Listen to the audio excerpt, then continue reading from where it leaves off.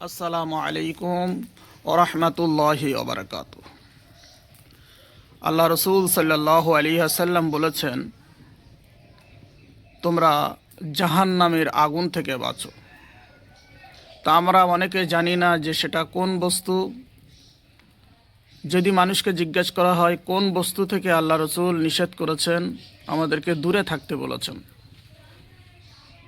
সেটা জাহান্নামের আগুন সম্পর্কে বলা হয়েছে। রাসূলুল্লাহ সাল্লাল্লাহু আলাইহি ওয়াসাল্লাম বলেছেন যে তুমি নিজে বাঁচো, আহলে বায়াতদেরকে জাহান্নামের আগুন থেকে।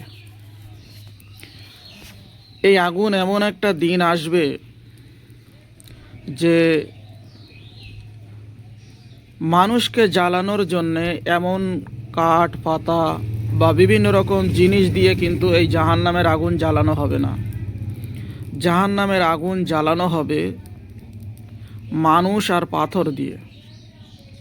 আমরা যেমন আজকে দেখছি যে কাঠ পাতা, বিভিন্ন রকম কাগজ, বিভিন্ন রকম কাঠ দিয়ে জ্বালানো হচ্ছে, তখন কিন্তু এইটা থাকবে না।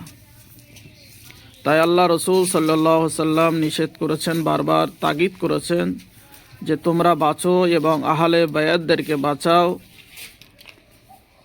আল্লাহ পাকও নিষেধ করেছেন ডাইরেক্ট যে কুয়ানফুসিকুম আহলিকুম নারা, তুমি বাঁচো, তোমার আহলে বায়াতদেরকে বাঁচাও এই জাহান্নামের আগুন থেকে।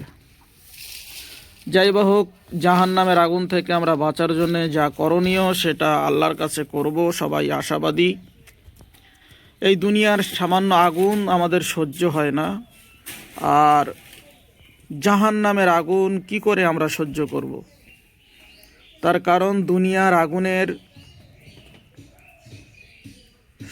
চাইতে 70-69 গুণ তেজ বেশি জাহান্নামের আগুন। সেই জাহান্নামের আগুন থেকে বাঁচার জন্য আল্লাহর কাছে সবাই আমরা পানাহা চাই। আল্লাহ পাক রব্বুল আলামিন আমাদের সকলকে যেন জাহান্নামের আগুন থেকে রক্ষা করেন। আমিন।